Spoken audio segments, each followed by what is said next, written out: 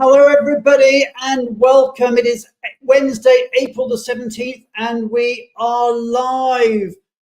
What a show we have for you today. We're going to be talking about what is possibly the latest trend in mobility. We're going to be talking about managed budget programs, but way more than that. We're also going to be talking about digital nomads with Gemma Hislop from Fragaman. We've got Karen Leal from AGP, who's our change maker for the week.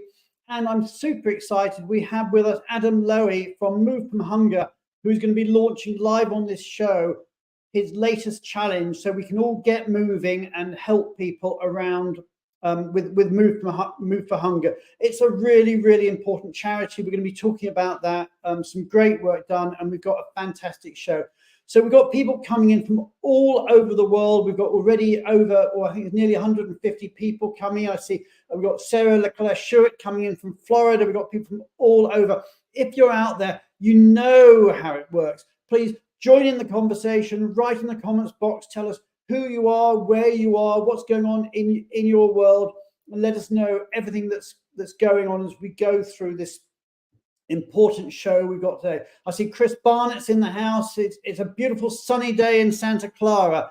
Well, I'm very jealous. It's a mild spring day here where I am in London town, but it sounds like it's really nice in Santa Clara, which is great. We've got Monica coming in from Connecticut. We've got Robin from New York City. We've got Adam coming from Pittsburgh, people coming from all over.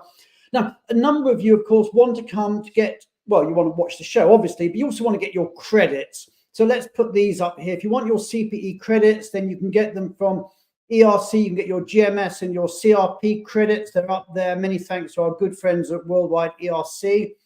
But also you may want your HRCI and your SHRM credits, and those numbers are up there. And many thanks to our good friends at Rocket Mortgage for providing those. So really important show we've got lined up. What about next week? Well, I'm sorry to tell you this, guys, but we're having a spring break next week. We're taking a week off. Both Tally and I are away on our holidays. So we are taking the week off next week. So we hope you don't miss us too much, but we hope you miss us a bit. Anyway, the week after that, we are back. And we've got a really important subject that week. We're going to be talking about managing ambiguity in global mobility. How do you manage global mobility in a situation where you don't quite know what is going to happen?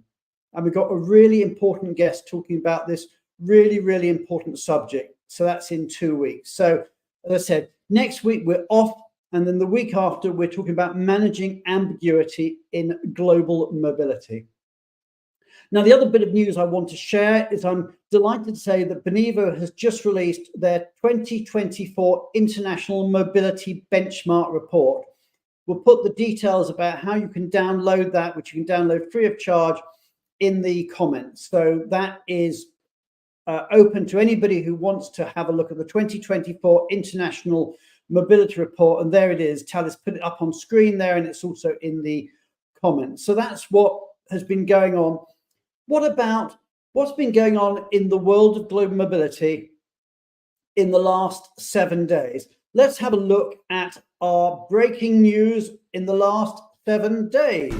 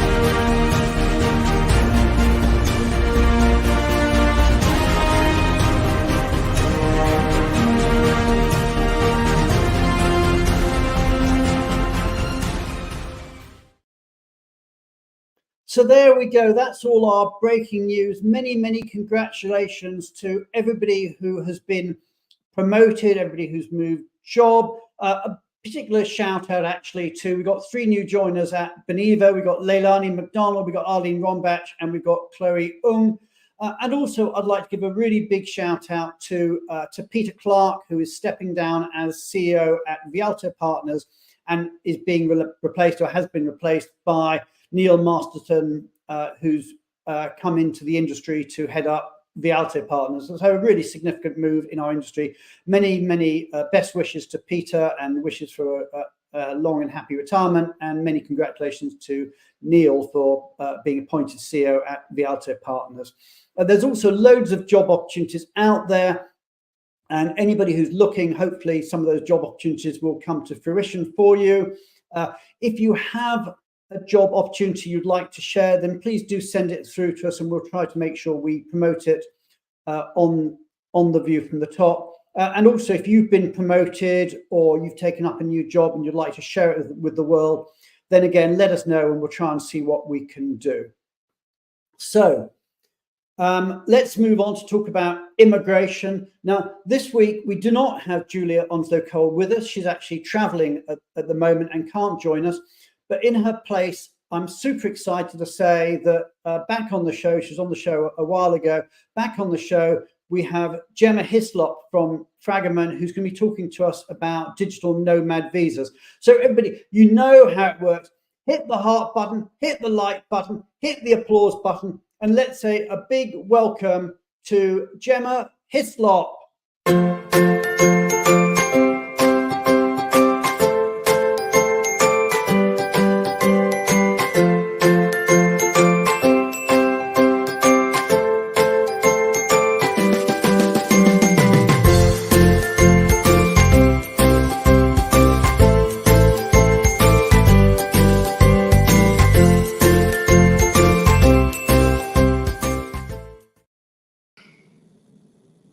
Hey Gemma, good to see you. Good to see you. Thank you so much. You've got 250 people watching us live, so I'm not going to cut your time. Talk to us. Tell us all about digital nomads.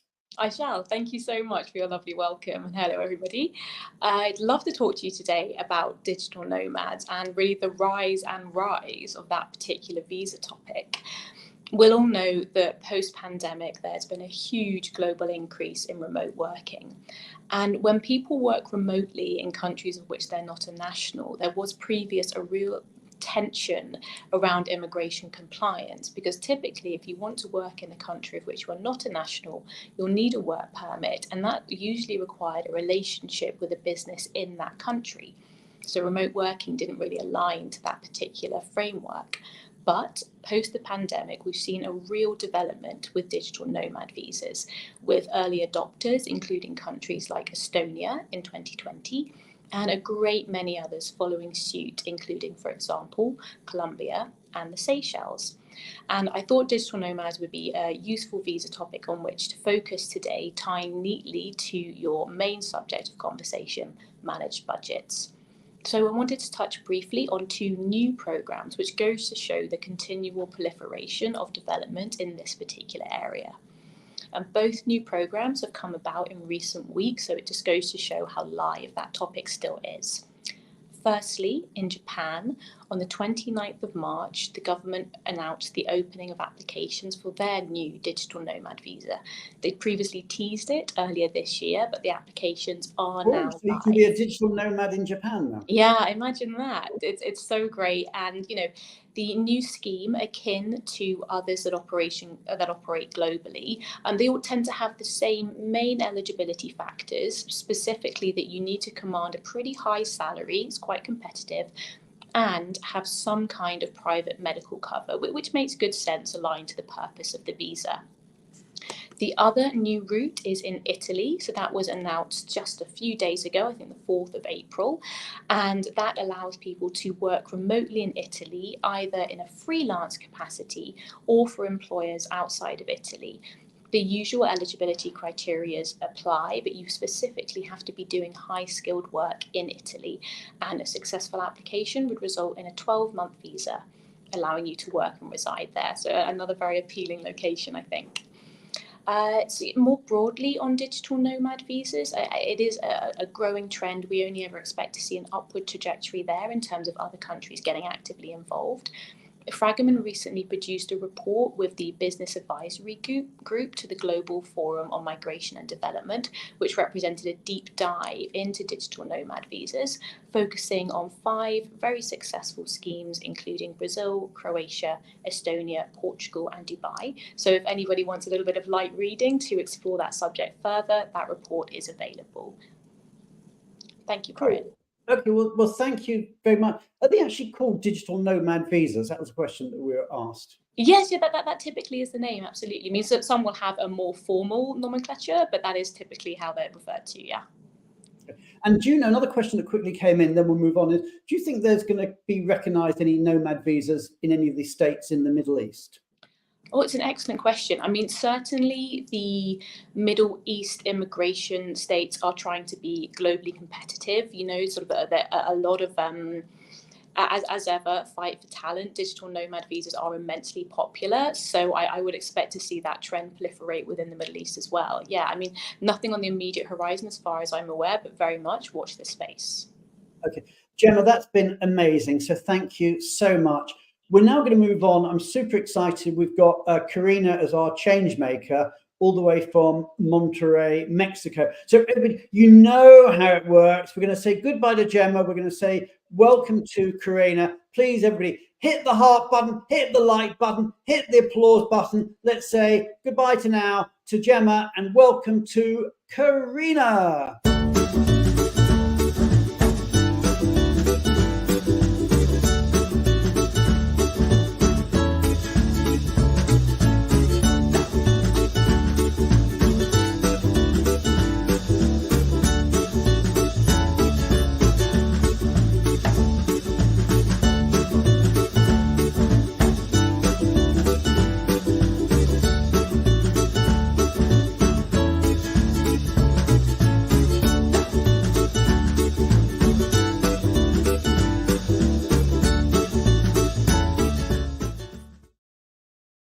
Hey, Karina, how are you? I think you're on mute, actually, Karina. Can we just take Hi. There we go.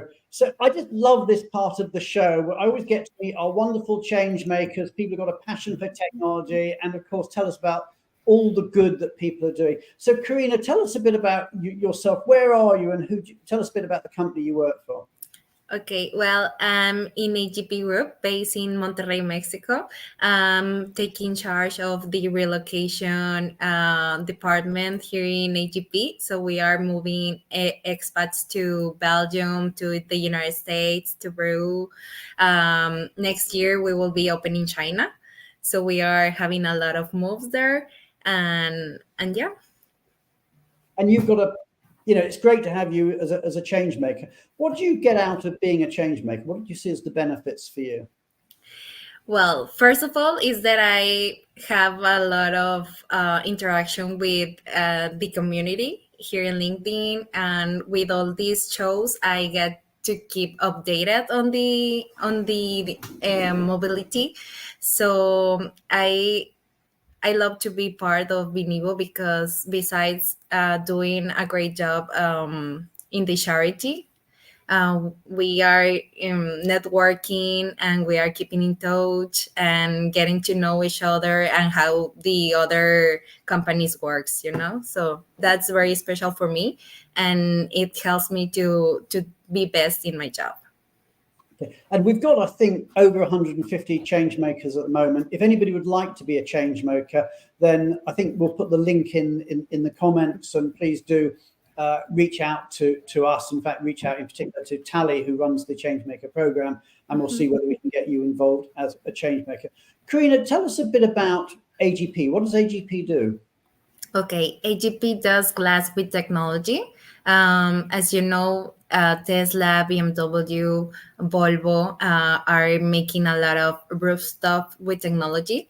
So AGP does that. And we also have a side business that is for military operations like submarines and war tanks. We make the blind glass. So Cool. Okay, and tell us about the charity. I know it's Doctors Without Borders, Médecins Sans Frontières, but tell us about why you chose them. yeah, so I have a twin sister that she decided to study medicine, and when she first started, her dream was to be in Doctors Without Borders, but then life take a turn, so she's taking a different path in medicine. But I wanted to contribute a little bit to her dream. Cool. Okay, that is so great to have you on the show, Karina. Really, really appreciate it. Thank you for being a change Thank maker. you, Brian. Get a lot of support out of it. What we're now going to do is we're going to bring on Adam Lowy from Move for Hunger, who's I think very well known in the industry and runs the most amazing charity. And what we really want to do is get the whole industry behind him to support everything that he is doing for Move for Hunger. He's got an amazing initiative he's going to be launching live today on the show. So everybody, like you've never done it before, hit the heart button, hit the like button, hit the applause button. Let's say goodbye to Karina and welcome to the show to the inspirational Adam Lowy.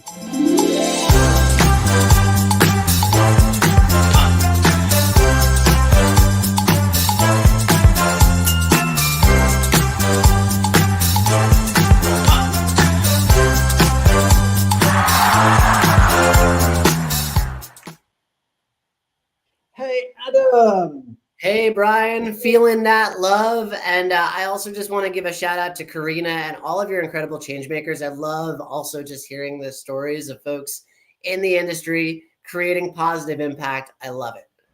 It's such a lovely industry. But tell us all about this challenge, because let's really sort of, use the time we've got to really get behind this challenge and see if we can get as many people as possible signed up for this incredible walk. Tell us all about it. Absolutely. Launching today, Move for Hunger's third annual Move to Fight Hunger Challenge presented by Montway Auto Transport. We are asking people to literally move, get healthy, get fit. You can sign up today. The challenge is going June 2nd to July 3rd.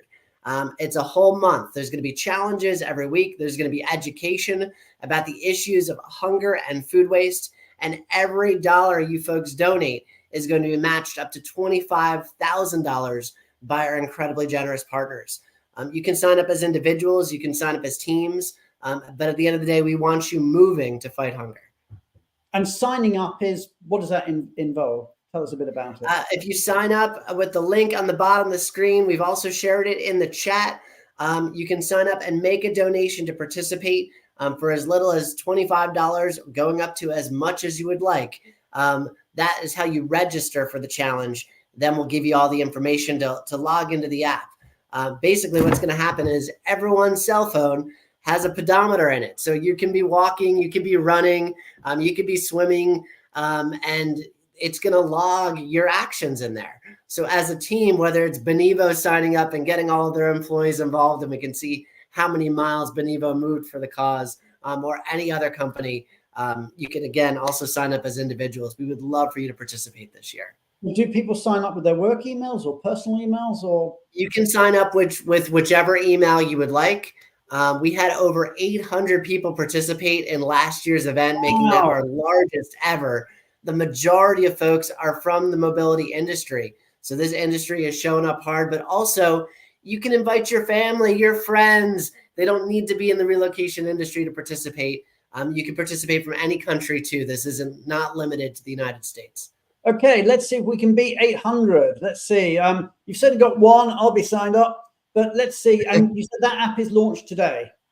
The app is launched today. You can visit the link in the chat. My colleague Lionel showed it. I know it is at the bottom of the screen. We're going to be making a lot more noise about it. Listen, this year, 2024, is Move for Hunger's 15th anniversary year. We've got a goal this year to deliver 13 million meals to families struggling. So your support, your registration, your participation in this challenge helps us get there, and we really appreciate it.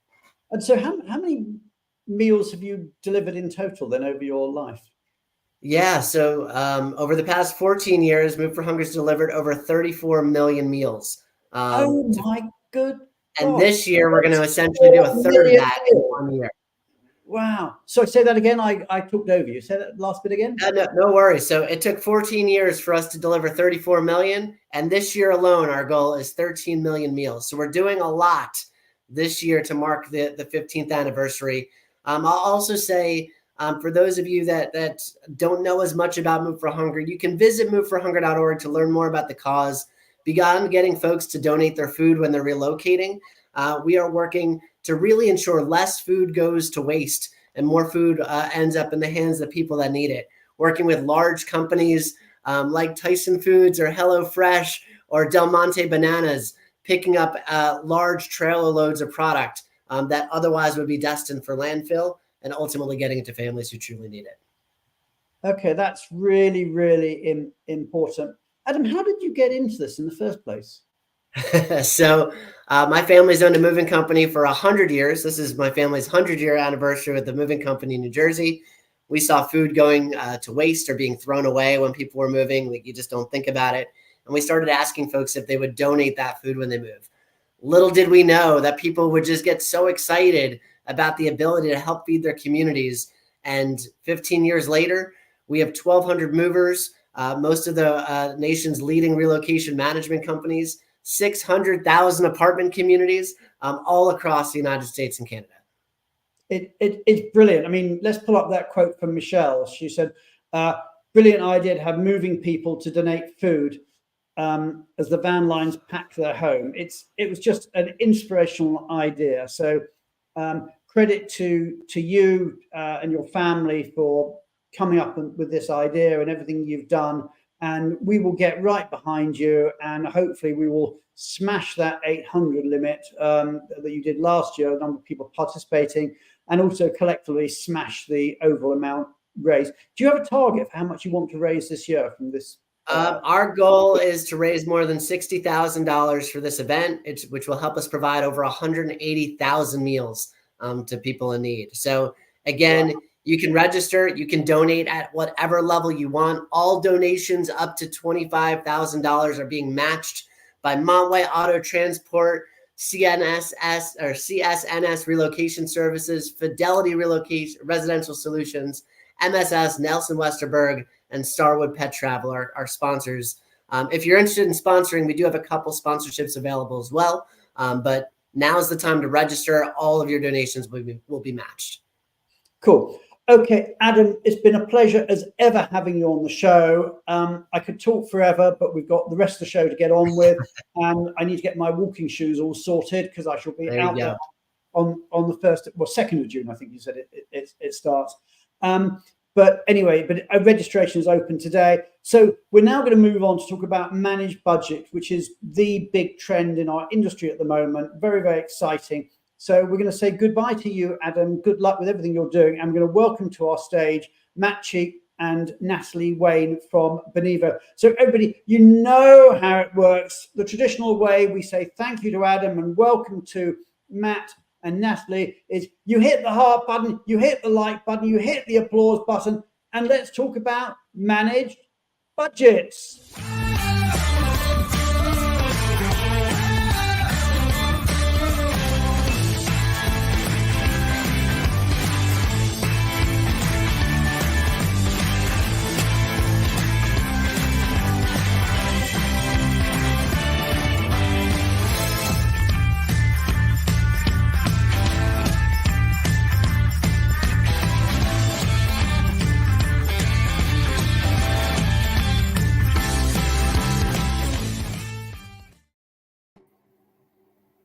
Hey, Matt, Natalie, we've got 270 people watching us now, so let's just dive straight in. First of all, where are you guys? Matt, where are you today? I'm in Valencia, Spain, and for the 270 people bearing witness right now, I officially challenge you to the distance competition for the Move for Hunger event. I will be signing up as well. Excellent. And Natalie, where are you? I'm in London. Cool. Okay, so let's get started. I talked about managed budgets in the intro, and I said it's a bit of a trend. But let's bring everybody up to speed. Matt, what is a managed budget? What are we talking about? All right. Managed budget is a policy type. It is a managed budget policy, and I like to describe it as the medium porridge between two extremes. And not to say that the extremes are bad. Goldilocks here. That's right. For the Goldilocks analogy, it's the medium porridge between, on one end, I will say there is the kind of the core flex approach, which tries to optimize 100% for flexing to the employee's needs, and putting a lot of control in the employee's hands. And before I say otherwise, there are ways to control what's happening there. But generally speaking, if you're going down the route of core flex, you're really trying to match services to needs. On the other end, there is the cash lump sum approach, which just says, here is how much we have allocated to be able to provide in financial support for this move, and over to you as to how you use it. So while that's fantastic for simplicity, for budget certainty, it has potential failings on the employee experience. If what experience are they going to design and create for themselves? Is it going to be good or not? As an HR team, you're out of control. So the managed budget policy is really right in the middle of that, which tries to accomplish two things. It is to have that budget certainty, because you start effectively, per the name, with a budget that is the budget for this entire move, but you give within that budget the flexibility to the employees to choose which services they are going to want to leverage within their budget in order to execute their move. Okay, so the employee has a budget they can deal with, but unlike lump sum, they can't just say, I'm just taking the whole lot and spending it as I want, and you lose control and you worry about duty of care. So it balances off that duty of care that we see in maybe a more traditional program with the flexibility that you'd have with lump sum. So it's trying to get to a best of both worlds, or as you put it, it's the porridge that's not too hot, not too cold, the Goldilocks porridge. Exactly right. You have the budget certainty, you have the quality management within the suppliers and the supply chain, and you have the flexibility for the employees to design to their needs. Okay. And I'll bring Natalie, I'll bring you into the conversation in a moment, but just carrying on for a second. Is this the aim here there to create a solution that is both clear and flexible? Because that's also a trade-off. We talk about Goldilocks, but there's a trade-off, isn't there, between being clear and being flexible? Well, there may be, in terms of the complexity of implementation, which is where we start bringing into the discussion the requirement for technology tools and platforms in order to actually make what is a nice concept something that is practical to, in fact, execute and manage, especially when we're looking at programs that may be moving several hundred to several thousand people per year. Because if you play out, this is a wonderful concept. We want to provide a large list of potential services to an employee, a budget that has been set by the business, but that they can make decisions within. The idea that policies are going to be delivered by one-to-one consultation through all the potential options, making a decision, taking another couple of days to make another one, maybe initially thinking in one direction but not wanting to start it yet, and then a week later changing your mind. These are the types of things that are nearly impossible to even put into practice unless you have a management system to administer it. So it is a policy type that, if you're going to try to get the benefits of having flexibility for the employee with having the clarity of how much ultimately at the end of the day are we going to pay for the company, then you need to have a management system in the middle in order to make it reality. Yeah, I get all that, because if we went back in the day, and back in the day might only have been like a couple of years ago, you want to sort of do something like this, you'd be saying, well, actually, this is going to be administratively very cumbersome. So, Natalie, let's sort of bring you into the conversation and tell us a bit about how this actually works in practice, and share some of the technology that maybe give us a bit of history. Yeah, absolutely. So as Matt mentioned, managed budget is not just a trend, it's a strategic shift in how companies approach mobility. And with managed budget, what it does is it enables and empowers the employees to choose services from a list of approved vendors while offering them the flexibility and maintaining quality standards. So what I can do, Brian, is I can quickly go in and into a demo and show the end-to-end platform. Let me pull up a screen here. There we go. No, oh, hang on, my mistake. There we go. Okay, I've got your screen up here. So what are we looking at? Tell us about this. Great. So what I'm going to show you is the end-to-end platform for the managed budget and allowing each of the stakeholders to interact with the system seamlessly. So up here on the screen, we have the Benevo platform. The top navigation up here will guide employees to key sections of the platform. But for the purpose of this demo, I'm going to show you this tab here, which is called Benefits. So I'm just going to click on it.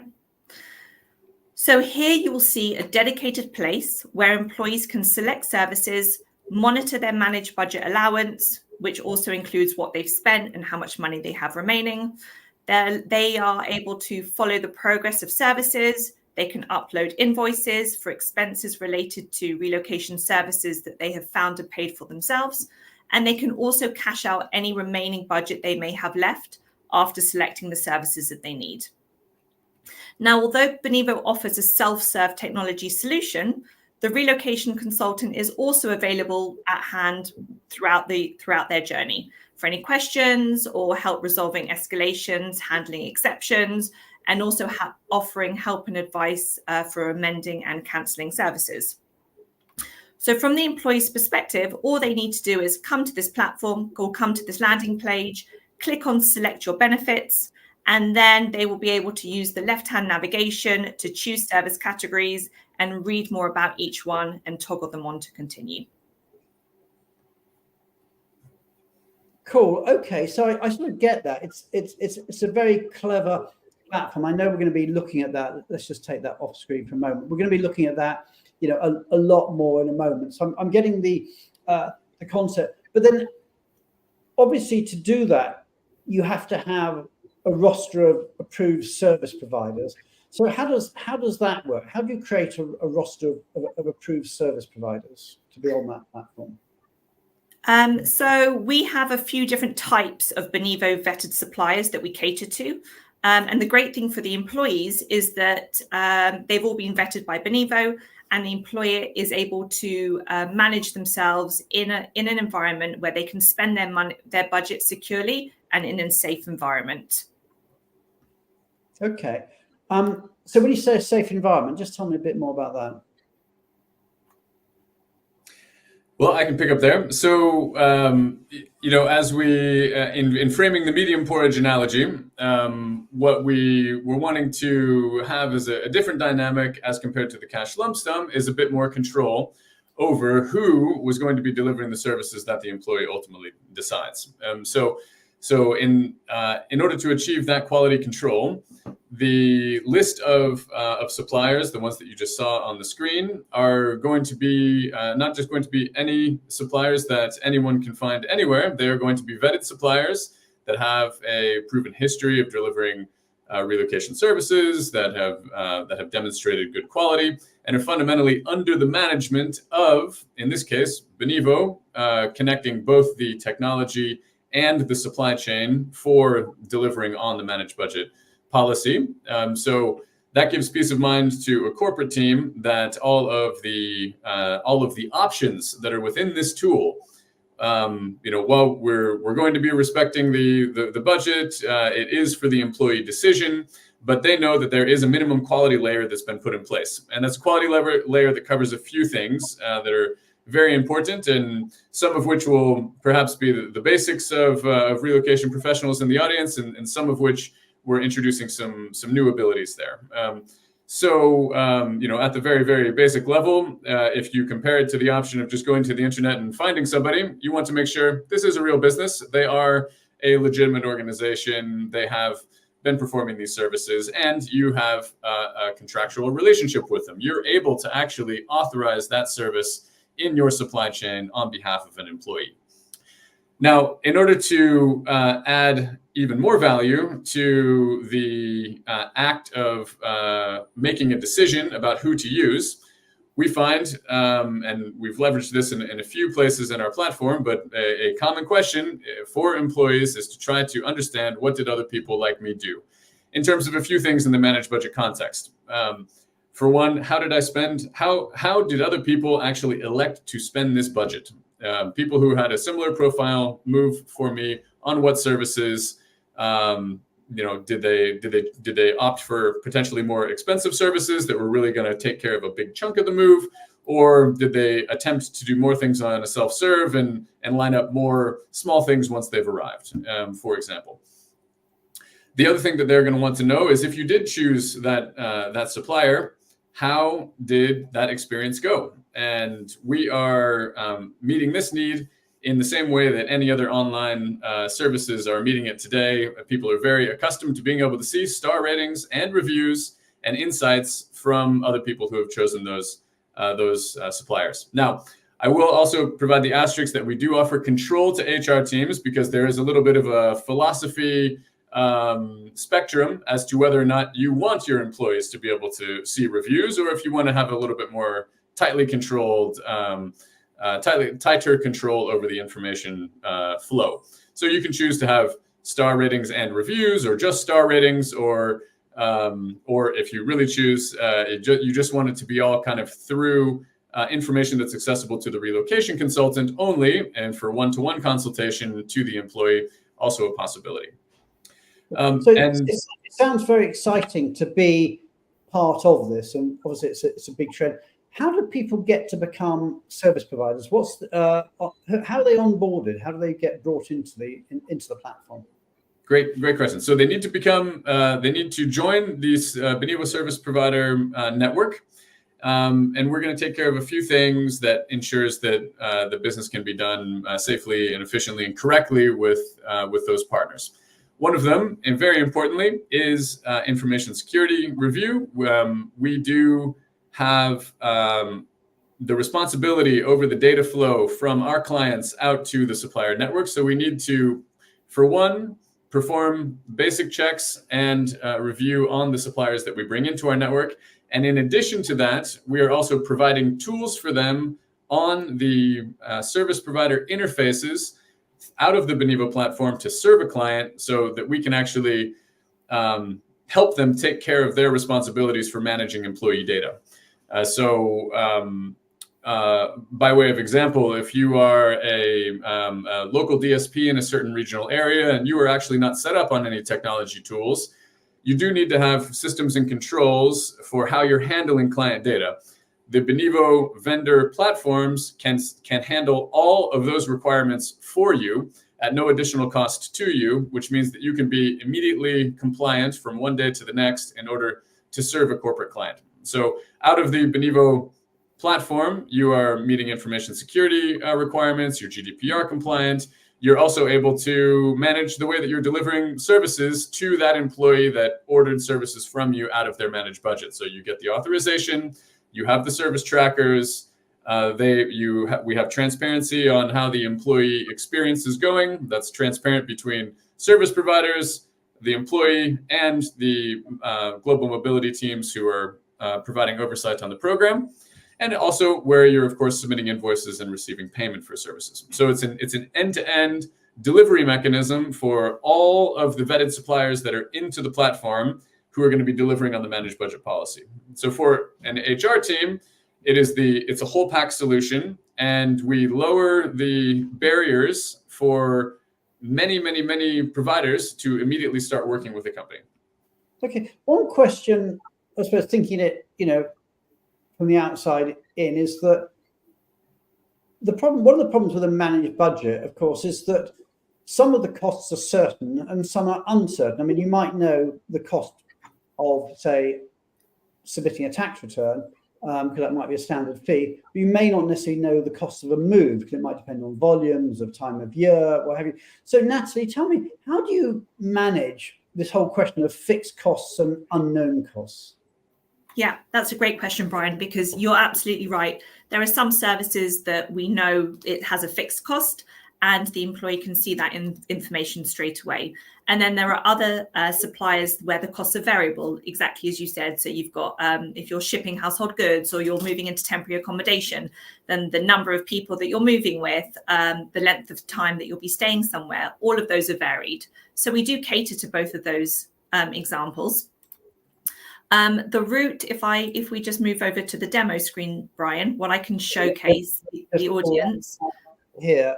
Okay, so what are we looking at now? All right, great. So I'm going to show you the main route which exists today, and I'm going to also highlight the other route as well, which is coming soon. So today I'm going to demo services that have fixed known costs. And the example that I'm going to use is this home search example right here. So the employee will navigate to the benefits tab, select that, come through to the select your benefits, and then there's the menu here as well on the left-hand side. So here is an example, home search, and there's a couple of different options. And straight away, you can see how much that service is going to cost. And with each of the services available, you can also read more information about it. So you can go into the details of what each service includes, how it works, and anything related to cancellations that the employee is going to need to know. So in this example, I'm going to choose this particular service. I've toggled it on. I'm going to select next. And in some instances, what we are asking for is a needs assessment. So a little bit more information that we're going to be gathering from the employee that will be sent over to the vendor to help with the initial consultation. So I'm just going to fill this in. Let's say I'm moving a single family, number of bedrooms 2, unfurnished, maybe 1 pet. And then once I have confirmed my benefits, and that's gone through, what will happen is an email will be sent to the vendor with all of that information, which will allow them to get back in touch with the employee to start service initiation. And you can see straight away that the managed budget amount has changed. So the amount that I have used has come, is there, and the total amount has reduced. So again, the employee knows straight away they are in control of their budget. And again, here as well on the homepage, you can see the final cost here as well, just for reference. Okay. Now, sorry. So I'm just going to take that off screen for the moment. Yeah. And just take a question that's come in from Monica. She says, is this platform a benefit selection tool for capped moves? And then she goes on to say, how can employees receive counselling and guidance on how best to use their budget? Support is important for cap moves. These, in my experience, don't provide the same experience due to a cap. So I suppose my question, what is the counselling that goes around this, Matt? Well, so the counseling that goes with it is there's a spectrum, at least speaking from the options that Benevo makes available to global mobility teams that we're working with. You can choose all the way starting from self-service end-to-end with live chat support by customer service, all the way through to having an assigned relocation consultant there for consultation on policy and for bridging the gap for what people have done in the past in the experience that relocation consultant has had with the same client. So the consultation of how do I choose this can go hand in hand with using the tool. In many cases, we find that actually the relocation consultant and the employer are using the tool at the same time. So this is ultimately the way that the decisions are reflected to be finalized and to be authorized. And we can support that the employee for, if we go into the spectrum of kind of really white glove service, high touch moves where the relocation consultant is really playing the role of project manager. These actions may even be done for an employee by the relocation consultant themselves. What I think is an important through line in terms of the platform abilities is that it is technology that both the employee and the relocation consultant can access, and the actions that they're taking are also visible on the management platform for the global mobility teams, and to, of course, the vendors who are going to deliver on the services. Now, so to the question, oversight and guidance from the relocation counsellor. Absolutely, as much as they would like, Yeah, the relocation consultant's at hand to offer any advice. And as Matt said, a lot of the services that are available to the employee are also seen by the relocation consultant. So they can see what the user or what the employee has selected, what they've got on offer, and they can guide them around that selection process as well. Yeah. Cool. And to Monica's comment about, in her experience, the capped moves may not provide the best experience due to the cap.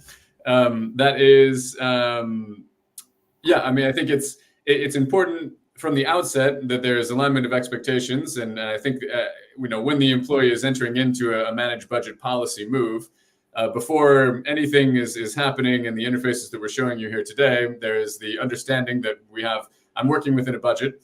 And so then Monica's absolutely right that the importance in terms of advisory becomes how do I maximize the use of this budget? What have other people like me done in the past? And we make that data available to employees on the platform, as well as have it on the roll for programs where the relocation consultant is playing, is hands-on and playing that role to offer guidance and support. Okay, so just moving on. I mean, one of the areas, of course, we've talked about people can just contract through the platform with their supplier and buy a particular service, but we've also said that there's flexibility where people can contract outside and upload their expenses. So maybe, Natalie, just tell us a bit about how people go about uploading employee expenses and the cash reimbursement and that aspect of it all. Yeah, absolutely. So if the employee does not wish to go through the Benivo supplier route, they can choose their own suppliers and expense the amount for that. So within the benefits tab, that we have a service here called expense management. So shall I be sharing your screen here? Sorry. Oh, yes, please. Yeah, there we go. Done. Yep. All right, thank you. So from the benefits tab, we have a service here called expense management, but it can also be found here within the money tab here at the top. But again, what we're trying to do is create a very unified experience. So everything that they need for the managed budget is within one space. So the employee can come to the expense management tab, click on upload invoice. And what happens is they are taken to this expense management home screen.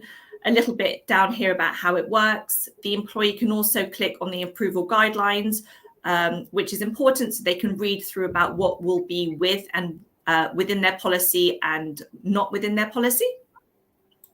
And then the employee goes through the add expense route where they can scan a receipt, upload their invoice, and then fill in all the details. And then it goes through quite an extensive auditing process with Benivo, where we check the uploaded invoice against the policy. And if it's all in line and it meets the policy, then it can be approved. And if there's some changes, then it can be rejected. And then once that's been approved, the money comes off the managed budget amount. And I know we've talked about this before, but on the show, but just to remind people, this reimbursement of expenses is lightning fast, isn't it, compared to the sort of weeks it normally takes. So tell us about the timing of getting an expense reimbursed there. So when we have a team that goes through the auditing process, and I believe it's within one working day that the team go through the expenses and then are able to provide feedback to the employee about whether it's approved or rejected, with reasons, of course, as well as to the decision. Okay, and we've got a question. I'll just take this off screen again now. Got a question that's come in from Jeremy Chandler. So let's just pull that one up. He said, does the system offer consolidated invoices? And what does the reporting for the GM people look like? Matt, do you want to start? I can speak to that. Yeah, absolutely. Yes, it does. All the invoice submissions for authorized services come back into the same single platform and are available in consolidated reporting on the management platform in a few different ways. We can also customized to your needs, but the most common ones are for payroll reporting purposes, applying the gross up approach that is usually agreed with the tax services provider to the global mobility team. And we also track the budget to actuals. So for, if you're starting with a cost estimate all the way into, well, in a cost estimate for a managed budget, thankfully, it is fairly straightforward. You have your budget and maybe a few, obviously you need the tax cost on there, and maybe there's an immigration charge that isn't factored into the budget itself. So a few extra line items to add, but then we'll track the performance of the authorized services to the budget, and can also provide all the reporting back to the client on how it was spent, and which means that we can also provide the reporting and the data back to the employee on how other employees like them have spent the same. Yeah, I mean, Monica makes the point. She says, I love that expenses can be submitted via the same tool, as it looks like everything is consolidated. But it's more than that, isn't it, Matt and Natalie? It's once you have all that data in the same tool, not only is it consolidated, you can actually go one stage further and do predictive analytics with it, and you can move it from not just being data, but move it to being, I call it wisdom. You can make it much smarter. So tell us a bit about the analytics that can come from the very fact that data is consolidated. All right, I'll do first commentary, and then I'll pass to Natalie. Yeah, absolutely. I wanted to build on also on Monica's comment earlier about, is it a platform, a benefit selection tool? So the piece of the platform, the module that we were showing you, that is benefit selections under a managed cap, but the actual platform itself, probably best thought of as the everything app for global mobility. So yes, you can get your expense submissions there. Yes, you can also be paid your relocation allowance. Yes, you have the destination guidance and the to-do list and all the contact management and the messaging platform for getting in touch with your relocation consultant or immigration consultant or your internal point of contact. So for the employees, it is, in terms of a system, it is the everything app for mobility for them. And it is also the everything system for the rest of the stakeholders in the program, which means that when you have all the data coming in, you can then start performing interesting analytics. And in the context of managed budget policies, I think some of the interesting analytics are going to start feeding into those themes of where are prices trending for the services that employees are selecting. So if we see over the course of time that everyone is selecting a certain category of service, the big ticket items normally being shipping and temp housing, maybe some destination support, or if your family, a variety of destination services. If you're traveling with a family, we can see the impact of prices over time and how employees are selecting those. We can see where we might want to make sure that we have a wide enough selection of suppliers in our Benevo supplier network in order to cater to a variety of price points. And in terms of things like how long it takes to organize a move, how long it takes to get authorized through immigration, based on employee profile characteristics coming in at the outset, we can make more and more accurate predictions about when to expect each phase of the move to complete, and therefore get more and more certainty on the start date that is going to be promised and committed to by the business.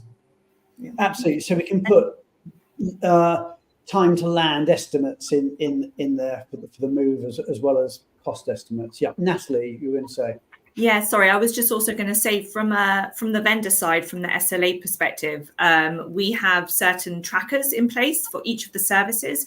So each stage of delivery from start to end has specific milestones in place, and there's visibility of those milestones for the employee, for the global mobility managers, and the vendors. So everyone's looking at the same trackers. And we are able to track as well from a analysis and reporting perspective how long each stage takes, so we can see if any stage in particular is stuck at a point, if any vendors in particular maybe don't apply to the SLAs that we have in place. So again, we can use that to do predictive analysis and to be proactive rather than reactive. So Natalie, just to put some meat on the bone there, I mean, is there something you can show here? Can we see a screen here? Yeah, absolutely. So if you bring the screen back. I'll bring your screen up right now. So let's have a look at what this actually looks like. All right, so for the demo purposes, let's just carry on with this home search. The 3 dots here for the employee allows us to track the progress of this particular service. So we have 5 steps in this particular tracker. The first one being the first contact and the last point being service completed. And you can just see here along the way, the employee can see each of the milestones. They can hover over it. They can see how long, and then at the top, it gives some information. So how long one stage typically takes, who needs to take that action. So if it's with the employee, they know that they need to do the next step, and give some stamp information as well, some key time and dates.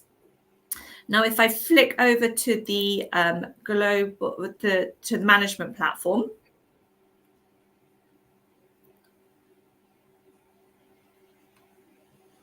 that's coming up. We've got about 3 minutes left, so this will have to be okay. And just click on the user. I'll be very quick.